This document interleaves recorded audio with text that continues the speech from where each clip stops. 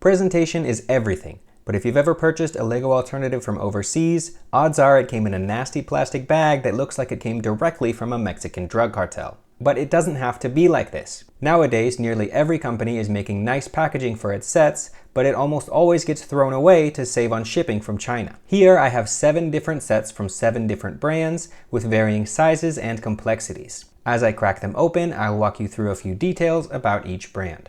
Starting small, we have the Sluban Motorcycle S1000MS. If you know anything about motorcycles, which I don't, to be honest, you'll immediately notice that this one is clearly based on the BMW S1000R, but it isn't licensed, so let's just pretend it's a generic motorcycle. It's a small set at 242 pieces, and while the box itself is also small, there's a good amount of air in there. At this point, it might look like there are numbered bags, since the bags literally have numbers on them. However, the numbers mean nothing, and you need to open all of the bags to start the build. Many larger Sluban sets are numbered, however. It has a small sticker sheet as well as 2 flexible metallic pieces that serve as the rims for the front wheels. They look different on the final build than they do on the box, but it still works well. Here's a quick look at Book, which is very straightforward and easy to follow. Stickers are applied as you build, and sometimes they go across 2 pieces. Overall, it's a nicely packaged set.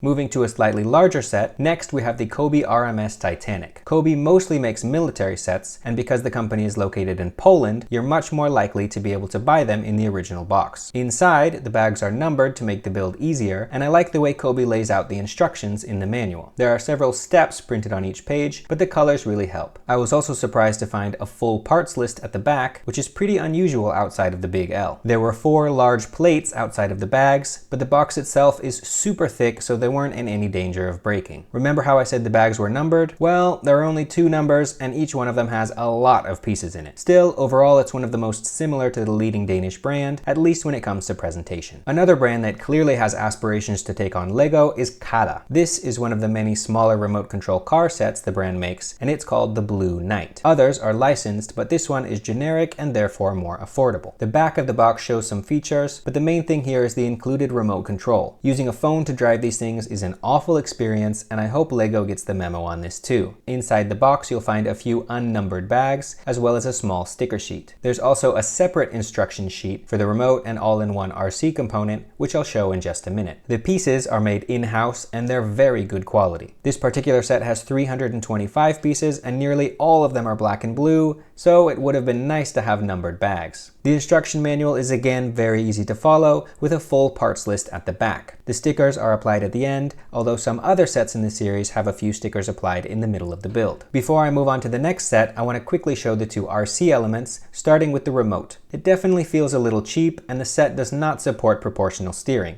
Still, it beats an app, and you can connect 2 different remotes to 2 different vehicles at the same time to race in your living room. The RC unit is self-contained, and it measures 8 studs wide. Admittedly, it isn't the most sophisticated device, but considering this set is the same price as non-motorized Speed Champions sets, it's hard to complain. The added height also means that minifigs don't fit inside, but CaDA didn't make minifigs at the time this set was released.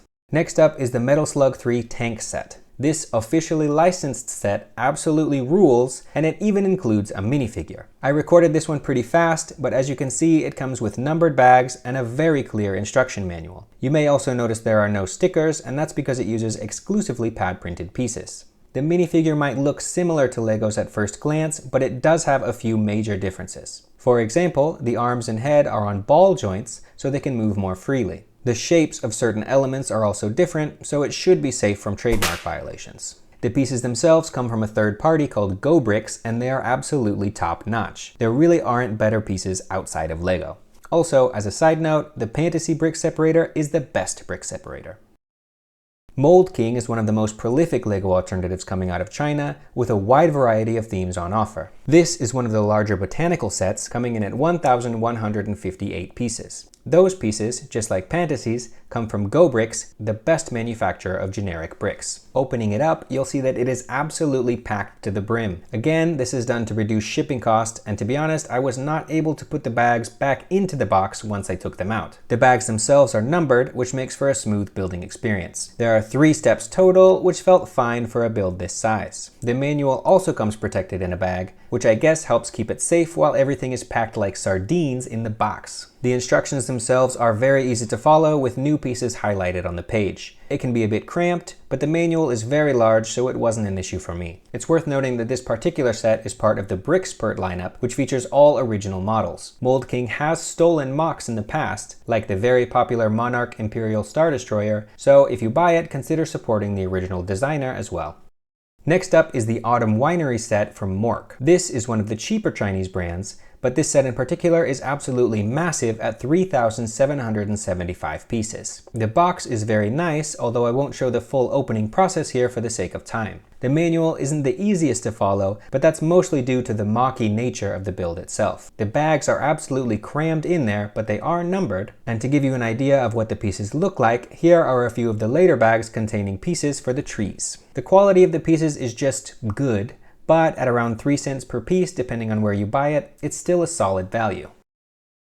I saved one of my favorites for last, and it's the Keeppley Charizard set. If you've seen any of the shorts on my channel, you know I'm a big fan of Keeppley's Pokemon lineup, although most of it is closer to Brickhead's in size. The box is extremely high quality, as are the pieces themselves. That makes sense since Keeppley is a kind of premium sub-brand of Cumon, which is part of the Enlighten group. This is why the pieces are all printed with Enli on the studs. Opening the box, there's a decent amount of air inside, which indicates that this is primarily for a domestic audience. The official Pokemon license that Keeppley has is actually exclusive to Asia, which is why it's not always easy to buy these sets overseas. Despite only having 273 pieces, the build is split into 2 numbered bags, with a third bag for the molded wings. The instruction manual is pretty small, but easy to follow. Unique pieces are indicated very clearly, and overall the presentation is very nice. The smaller Keeppley Pokemon sets come with one large folded sheet of instructions, so this was a welcome change. Let me know if you'd like to see more Keeppley sets in future videos, since it's one of my favorite brands. I just wish they were easier to buy overseas.